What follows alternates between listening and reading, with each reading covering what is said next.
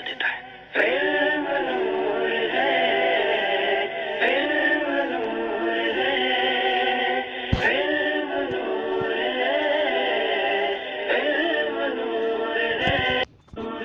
الحمد للہ الذی ابدع الافلاک والارضین والصلاة والسلام علی من کان نبیا وآدم بین الماء والتین وعلی آلہ واصحابہ اجمعین اما بعد فاعوذ باللہ من الشیطان الرجیم بسم اللہ الرحمن الرحیم۔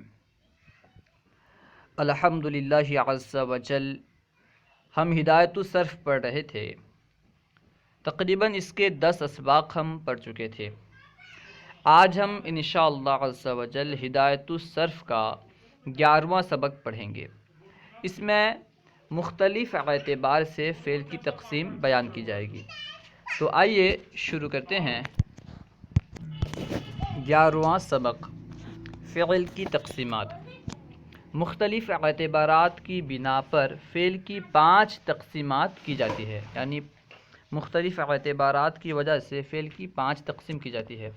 پہلی تقسیم مفعول بہ کی ضرورت و عدم ضرورت کی بنا پر کی جاتی ہے، یعنی پہلی تقسیم جو ہے یہ مفعول بہ کی ضرورت ہے یا نہیں ہے، اس اعتبار سے کی جاتی ہے۔ اس لحاظ سے فعل کی 2 قسمیں ہیں، نمبر 1 لازم، نمبر 2 متعدی۔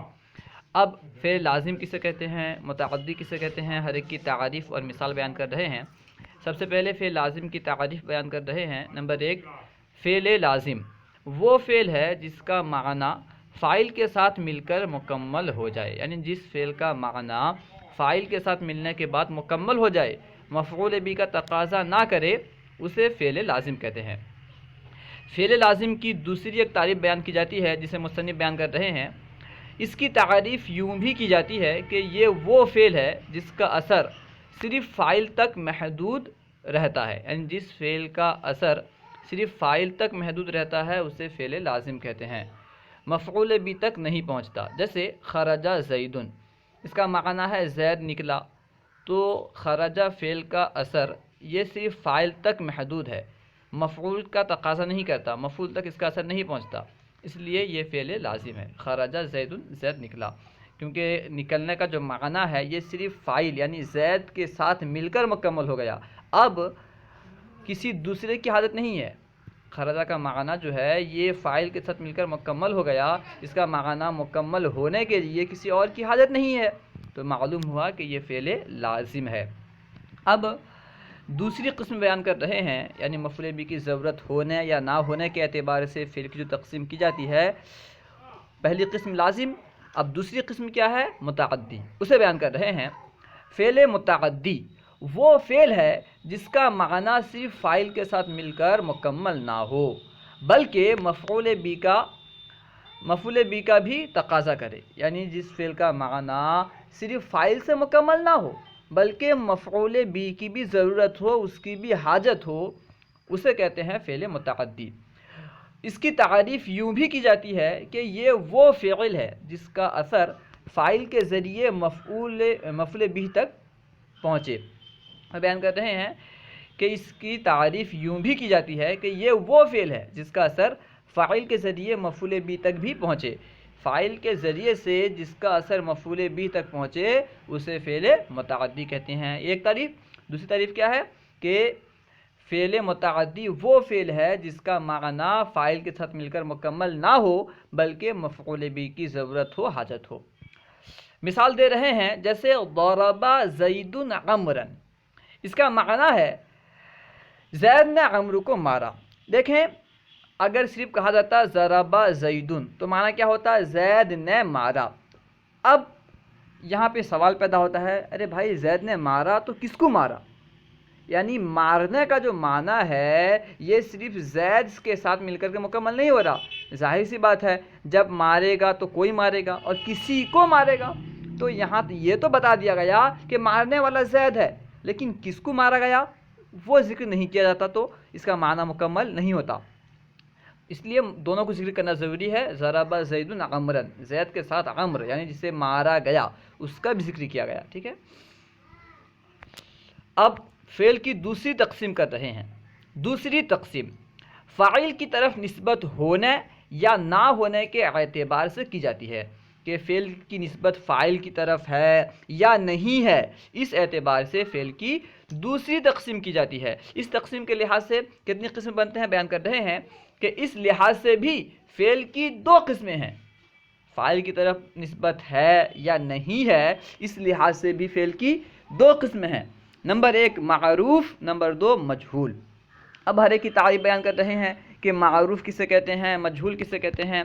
نمبر ایک فعل معروف وہ فعل ہے کہ جس میں کام کی نسبت فاعل کی طرف کی گئی ہو. جس فعل میں کام کی نسبت فاعل کی طرف یعنی کرنے والے کی طرف کی گئی ہو اسے فعل معروف کہتے ہیں. جیسے ضرب زید، زید نے مارا، تو یہاں پہ مارنے کی نسبت زید کی طرف کی گئی ہے جو کہ مارنے والا ہے، تو یہ فعل معروف ہے. اب اس کی دوسری قسم بیان کر رہے ہیں فعل مجہول. نمبر دو فعل مجہول وہ فعل ہے کہ جس میں کام کی نسبت مفعول کی جانب کی گئی ہو. جس فعل میں کام کی نسبت فاعل کی طرف نہیں بلکہ مفعول کی طرف کی گئی ہو تو اسے فعل مجہول کہتے ہیں. اس سے یہ بھی معلوم ہوا کہ فعل مجہول صرف اور صرف فعل متعدی سے ہی آئے گا، کیونکہ تعریف کیا بیان کی گئی؟ وہ فعل ہے جس میں کام کی نسبت مفعول کی طرف کی گئی ہو. جب مفعول ہوگا تبھی تو اس کی طرف کی گئی ہوگی نا، اور فعل لازم کا مفعول ہوتا ہی نہیں تو اس کی طرف نسبت کس طرح کی جائے گی؟ تو معلوم کیا ہوا؟ فعل مجہول صرف اور صرف فعل متعدی سے آتا ہے. ٹھیک ہے، جس فعل سے جو فعل متعدی ہوتا ہے اس سے فعل مجہول آتا ہے، کیونکہ فعل متعدی ہوگا تو مفعول کا تقاضا کرے گا، اور فعل مجہول میں ہوتا کیا ہے؟ کام کی نسبت فاعل کے بجائے مفعول کی طرف کی جاتی ہے. مثال جیسے ضرب زید، اس کا معنی ہے زید مارا گیا. مار کھانے والا کون ہے؟ زید ہے. کس نے مارا یہ بیان نہیں ہے، مارنے والے کی طرف فعل کی نسبت نہیں کی گئی ہے بلکہ مار کی نسبت جو ہے یہ مفعول کی طرف یعنی جو مار کھایا ہے اس کی طرف کی گئی ہے. ضرب زید، زید مارا گیا. ارے بھائی مارنے والا کون ہے یہ بیان نہیں، تو معلوم کیا ہوا کہ یہ فعل مجہول ہے. اب فعل کی تیسری تقسیم بیان کر رہے ہیں. تیسری تقسیم کسی کام کے انکار یا اقرار والا معنی پائے جانے کے لحاظ سے کی جاتی ہے کہ اس میں اقرار والا معنی ہے یا انکار والا معنی ہے، دونوں میں سے کون سا معنی ہے، اس لحاظ سے فعل کی تیسری تقسیم کی جاتی ہے. اس اعتبار سے بھی فعل کی دو قسمیں ہیں. نمبر ایک مثبت، نمبر دو منفی. جس فعل میں کسی کام کا اقرار ہو، کسی کام کو ثابت کیا گیا ہو اسے کہتے ہیں مثبت، اور جس میں انکار پایا جاتا ہو، جس میں نفی پائی جاتی ہو اسے منفی کہتے ہیں. دیکھیں ہر ایک کی تعریف اور مثال بیان کر رہے ہیں. نمبر ایک مثبت وہ فعل ہے جس میں کسی کام کا اقرار پایا جائے. جس فعل میں کسی کام کا اقرار پایا جائے، اس بات پایا جائے اسے مثبت کہتے ہیں. جیسے رکب زید، زید سوار ہوا، تو یہاں پہ سوار ہونے کا اقرار ہے، سوار ہونے کو ثابت کیا گیا ہے، ٹھیک ہے نا، انکار نہیں ہے، تو یہ مثبت ہے. نمبر دو منفی وہ فعل ہے جس میں کسی کام کا انکار پایا جائے. جس فعل میں کسی کام کا انکار پایا جائے اسے منفی کہتے ہیں. مثال کے طور پر جیسے ما شرب زید، زید نے نہیں پیا، تو یہاں پہ پینے کا انکار ہے، یعنی زید نے نہیں پیا، پینے کا انکار ہے نا، زید سے پینے کی نفی کی جا رہی ہے، تو یہ منفی ہے. اب فعل کی چوتھی تقسیم بیان کر رہے ہیں. چوتھی تقسیم کیا ہے اسے بیان کر رہے ہیں. سب سے پہلے تو یہ بیان کر رہے ہیں کہ یہ کس اعتبار سے تقسیم ہے، پھر اس کی کتنی قسمیں بنتی ہیں اسے بیان کریں گے. چوتھی تقسیم گردان ہونے یا نہ ہونے کے اعتبار سے کی جاتی ہے. فعل کی گردان ہوتی ہے یا نہیں ہوتی ہے اس اعتبار سے چوتھی تقسیم ہے. اچھا، اس اعتبار سے بھی فعل کی دو قسمیں ہیں، یعنی گردان ہونے یا نہ ہونے کے اعتبار سے بھی فعل کی دو قسمیں ہیں. نمبر ایک جامد، نمبر دو متصرف. ہر ایک کی تعریف اور مثال پیش کر رہے ہیں. نمبر ایک جامد وہ فعل ہے جس سے تمام افعال یعنی ماضی و مضارع و امر و اسماء مشتقہ کی گردانیں نہ آتی ہوں. جس فعل سے تمام افعال یعنی ماضی، امر اور مضارع وغیرہ نیز اسماء مشتقات جو ہیں یعنی اس میں فاعل اسم مفعول وغیرہ ان کی گردان نہ آتی ہو اسے جامد کہتے ہیں، فعل جامد کہتے ہیں. جیسے نعم عصا، نعمہ کی گردان نہیں آتی، اس طرح عصا کی گردان نہیں آتی، تو یہ فعل جامد ہیں. ٹھیک ہے. نمبر 2 متصرف. متصرف وہ فعل ہے جس سے تمام افعال و اسماء مشتقہ کی گردانیں آتی ہوں. جس فعل سے تمام افعال کی گردان آتی ہو، امر کی بھی، ماضی کی بھی، مضارع کی بھی، اس طرح تمام اسماء مشتقہ یعنی اس میں فاعل، اس میں مفعول وغیرہ کی بھی گردان آتی ہو اسے متصرف کہتے ہیں. جیسے نصرہ، نصرہ سے ماضی بھی آتا ہے، نصرہ ہی ماضی کا صیغہ ہے، مضارع آتا ہے ینصرو، امر آتا ہے انصر، اس طرح اس میں فاعل، اس میں مفعول وغیرہ سب کے صیغے آتے ہیں. ٹھیک ہے. تو یہ فعل متصرف ہے، اس طرح ضربہ بھی. اب آخری تقسیم بیان کر رہے ہیں، پانچویں تقسیم. پانچویں تقسیم زمانے کے لحاظ سے کی جاتی ہے. پانچویں تقسیم کس اعتبار سے ہے؟ زمانے کے اعتبار سے، زمانے کے لحاظ سے. اس اعتبار سے اس کی 3 اقسام ہیں، یعنی زمانے کے اعتبار سے فعل کی 3 قسمیں ہیں. نمبر 1 ماضی، نمبر 2 مضارع، نمبر 3 امر. ماضی، مضارع، امر. اب ہر ایک کی تعریف اور مثال پیش کر رہے ہیں. نمبر 1 ماضی. فعل ماضی کسے کہتے ہیں بیان کر رہے ہیں. ماضی وہ فعل ہے جو گزرے ہوئے زمانے پر دلالت کرے.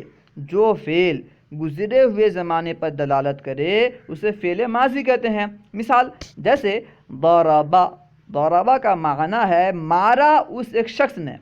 ٹھیک ہے. تو اسے گزرا ہوا زمانہ سمجھا جا رہا ہے، یعنی مارنے کا جو فعل ہوا ہے اس زمانے میں نہیں ہوا ہے بلکہ اس سے پہلے والے زمانے میں، گزرے ہوئے زمانے میں ہوا ہے. تو اس سے معلوم کیا ہوا کہ یہ جو ہے ماضی ہے، کیونکہ یہ گزرے ہوئے زمانے پر دلالت کرتا ہے، اس لیے یہ ماضی ہے. اب اس کی دوسری قسم بیان کر رہے ہیں. نمبر 2 مضارع. مضارع وہ فعل ہے جو موجودہ یا آئندہ آنے والے زمانے پر دلالت کرے. جو فعل موجودہ زمانے پر یا آئندہ آنے والے زمانے پر دلالت کرے اسے مضارع کہتے ہیں. جیسے یضرب، یضرب کا معنی ہے مارتا ہے یا مارے گا وہ ایک مرد. تو اس میں دیکھیں زمانہ موجودہ بھی پایا جاتا ہے اور آئندہ زمانہ بھی پایا جاتا ہے، دونوں میں سے ایک زمانہ پایا جا سکتا ہے. یضرب مارتا ہے یا مارے گا وہ ایک مرد.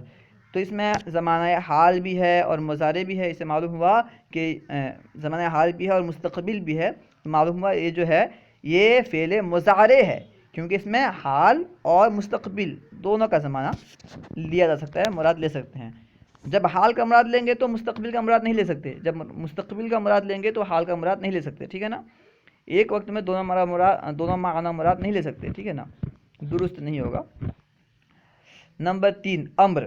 وہ فعل ہے جس کے ذریعے زمانے مستقبل میں کسی کو کچھ کرنے کا حکم دیا جائے. جس فعل میں آنے والے زمانے میں کسی کو کچھ کرنے کا حکم دیا جائے، کسی سے کوئی کام طلب کیا جائے، اسے کہتے ہیں امر.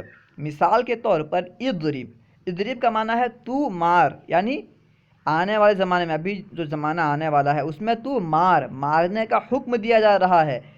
فعل ضرب کو یعنی مارنے کے فعل کو طلب کیا جا رہا ہے، تو یہ امر ہے.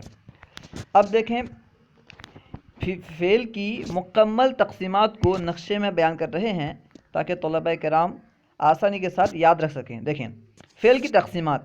پہلی تقسیم مفعول بھی کی ضرورت و عدم ضرورت کے اعتبار سے. پہلی تقسیم کس اعتبار سے ہے؟ مفعول بھی کی ضرورت و عدم ضرورت کے اعتبار سے. اس اعتبار سے فعل کی 2 قسمیں بنتی ہیں. نمبر 1 ہے مفعول بھی کی ضرورت نہیں ہے تو وہ لازم ہے، مفعول بھی کی ضرورت ہے تو وہ متعدی ہے. دوسری تقسیم فاعل یا مفعول بھی کی طرف نسبت ہونے یا نہ ہونے کے اعتبار سے. ٹھیک ہے. دوسری تقسیم فاعل یا مفعول بھی کی طرف نسبت ہونے یا نہ ہونے کے اعتبار سے ہے.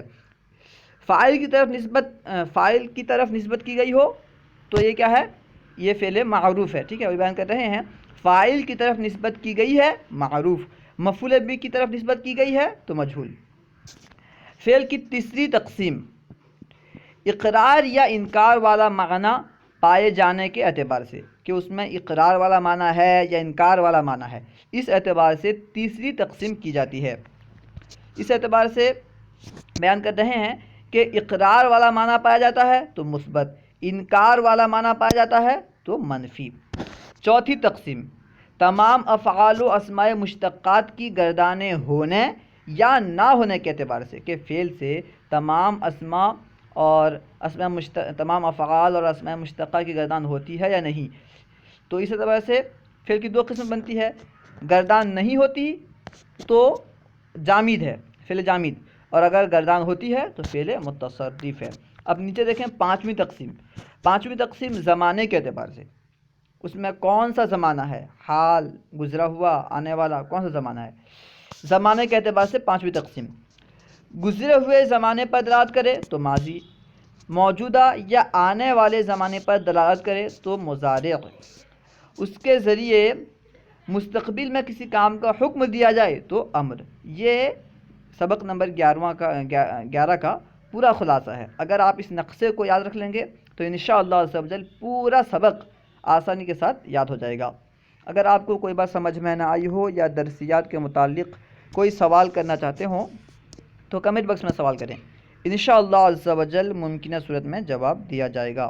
اگر آپ نے ابھی تک ہمارے یوٹیوب چینل فیضان درس نظامی کو سبسکرائب نہیں کیا تو ضرور سبسکرائب کریں، انشاءاللہ عز و جل اسی طرح کی اچھی ویڈیوز آتی رہیں گی۔ السلام علیکم ورحمۃ اللہ وبرکاتہ۔